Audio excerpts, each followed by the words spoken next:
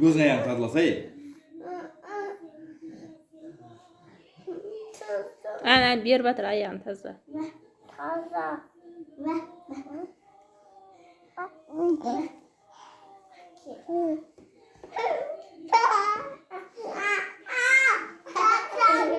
Çıkarma bir var.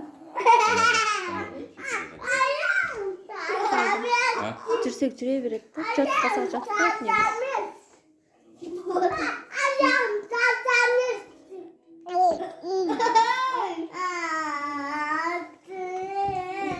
Тазалатса енді.